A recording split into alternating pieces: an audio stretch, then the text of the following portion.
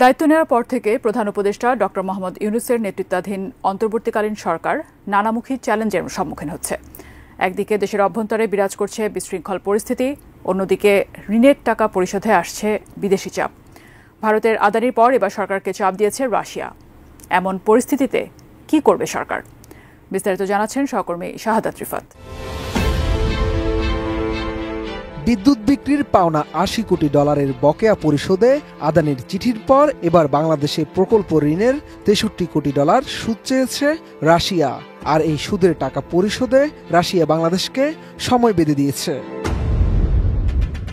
দেশের প্রথম সারির একটি জাতীয় দৈনিকে প্রকাশিত প্রতিবেদন থেকে বুধবার এই তথ্য জানা গেছে, যেখানে বলা হয়েছে রূপপুর পারমাণবিক বিদ্যুৎ কেন্দ্র নির্মাণে দেয়া ঋণের বকেয়া ও চলতি সুদ বাবদ ৬৩০ মিলিয়ন মার্কিন ডলার আগামী ১৫ সেপ্টেম্বরের মধ্যে পরিশোধ করার জন্য বাংলাদেশ সরকারকে চিঠি দিয়েছে রাশিয়া।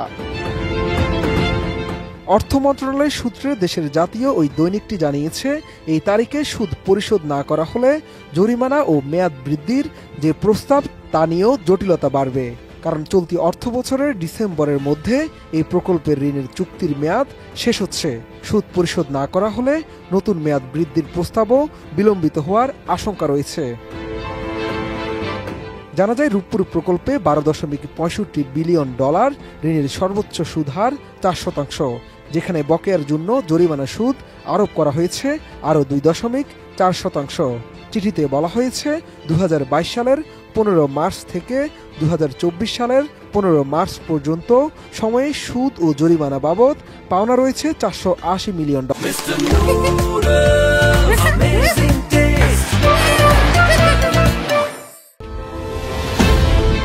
এছাড়া গত ১৬ মার্চ থেকে আগামী ১৫ সেপ্টেম্বর পর্যন্ত সুদ বাবদ পাওনা ১৫০ মিলিয়ন ডলার।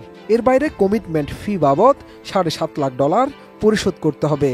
গত ২১ আগস্টে দেয়া ওই চিঠিতে ব্যাংক অব চায়নার সাংহাই শাখায় মার্কিন ডলার অথবা চীনের মুদ্রা ইউয়ানে পাওনা অর্থ জমা দিতে বলা হয়েছে। রাশিয়ার ব্যাংকগুলোর উপর যুক্তরাষ্ট্রের নিষেধাজ্ঞা থাকায় গত জুনে বাংলাদেশ লেনদেনের বিকল্প পদ্ধতিতে বকেয়া সুদ, কমিটমেন্ট ফি ও জরিমানা মওকুফের আবেদন জানানোর পরে এই চিঠি দিয়েছে রুশ কর্তৃপক্ষ। এর আগে গত ১০ সেপ্টেম্বর ভারতীয় গণমাধ্যমে প্রকাশিত প্রতিবেদন থেকে জানা যায়, বিদ্যুৎ বিক্রির পাওনা টাকা চেয়ে বাংলাদেশের অন্তর্বর্তীকালীন সরকারের প্রধান উপদেষ্টা ডক্টর মোহাম্মদ ইউনূসকে চিঠি লিখেছেন ভারতের আদানি গ্রুপের চেয়ারম্যান গৌতম আদানি।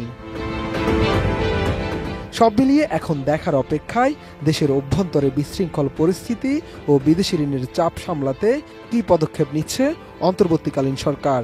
আর ভারতের গৌতম আদানি ও রাশিয়ার চিঠিরই বা কী জবাব দেবেন প্রধান উপদেষ্টা ডক্টর মোহাম্মদ ইউনূস।